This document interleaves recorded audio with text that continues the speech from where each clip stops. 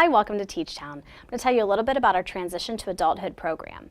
This program was developed not only because it's mandatory that transition services start for students by the time they turn 16, but also because there are huge discrepancies in employment statistics and post-secondary living arrangements for students who have disabilities. Transition to Adulthood was developed for students who are teens and young adults who have autism spectrum disorder, intellectual disabilities, and developmental disabilities.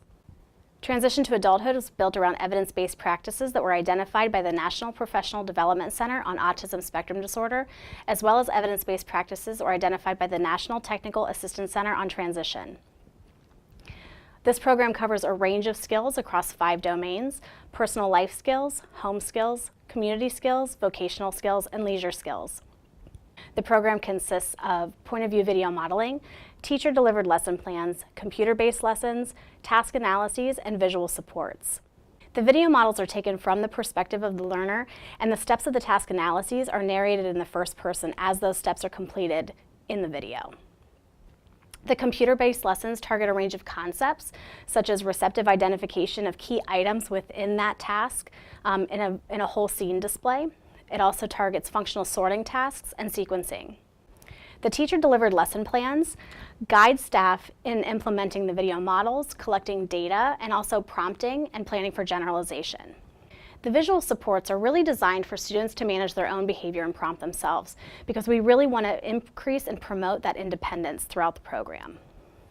As the students are working through Transition to Adulthood, their data is collected automatically as they complete the computer-based lessons. There's also an assessment tool that allows staff to assess how the student is actually performing the task in the natural setting.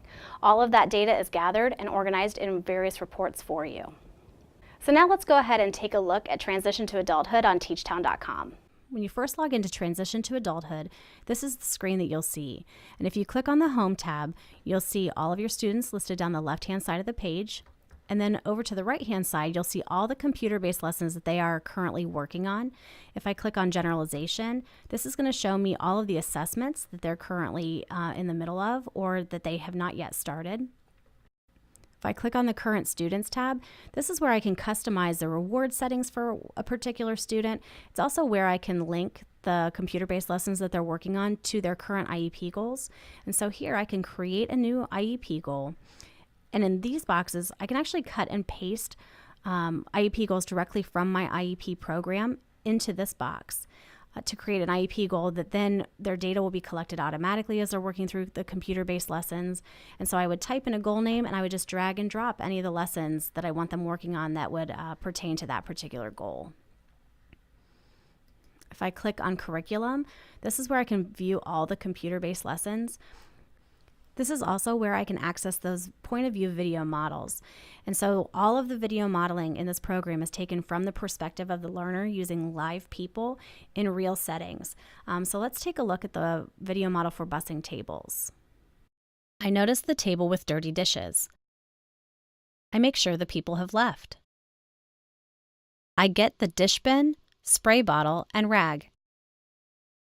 I go over to the table.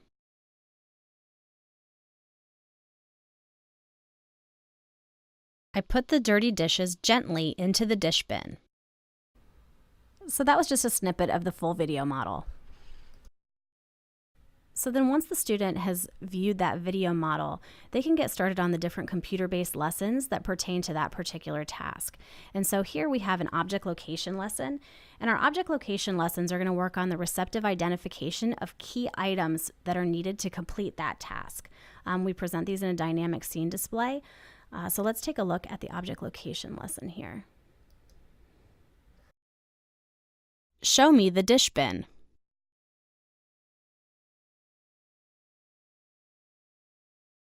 Can you find the rag?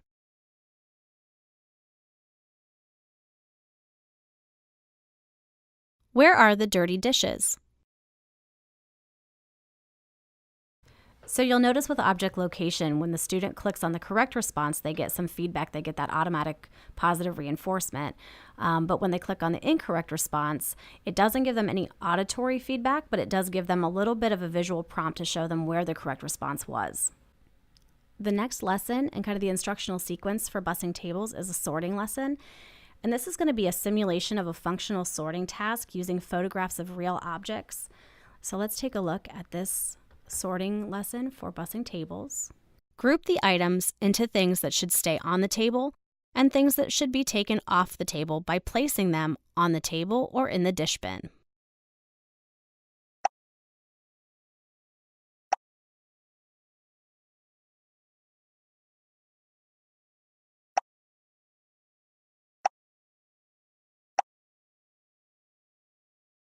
The science of applied behavior analysis is built into all of our programs, and so you'll notice that prompting and fading procedures are part of the computer-based lessons for transition to adulthood.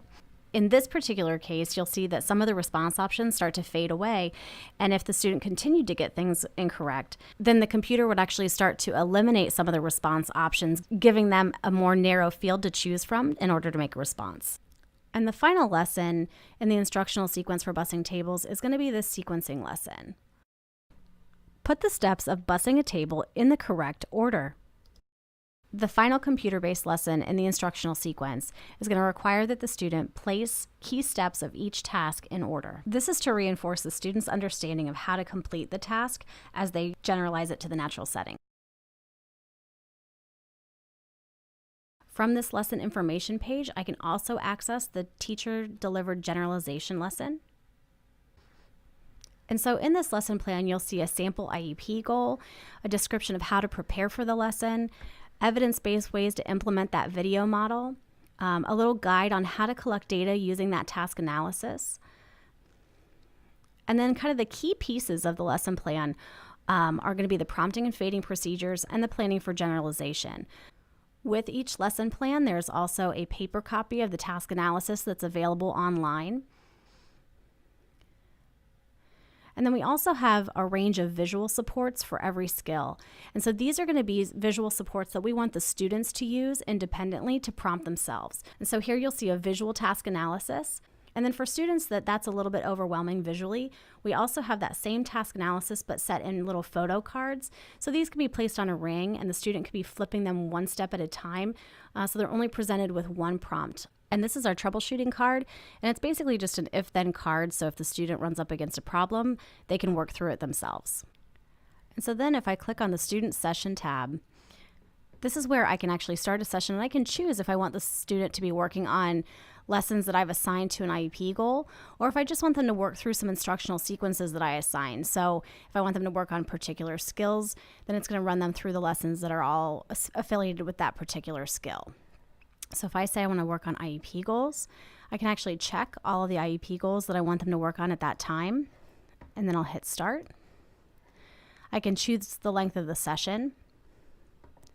So I want them to work for 20 minutes. I'll hit continue. So we can start.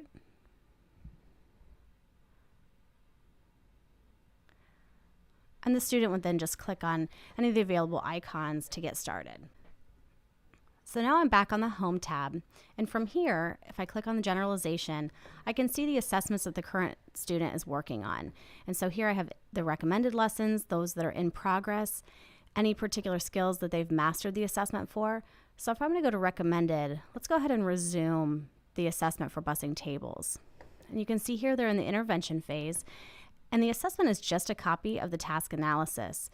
And so here I would just be marking on the assessment whether the student completed that step independently or what level of prompting they required to be successful at completing that particular step. Once you collect this data, then we can actually go to the reporting tab. So then if I begin a reporting session, I can click on my students. I'll find the student who we were working with. Then if I click on the generalization lesson assessment summary, I can actually run a report, and we'll see, for busing tables, we'll see their data populated automatically into a bar graph. Now that you've had a brief overview of transition to adulthood, if you'd like more information on this or any of our other programs, please visit www.teachtown.com or contact us at info@teachtown.com or call 1-800-283-0165.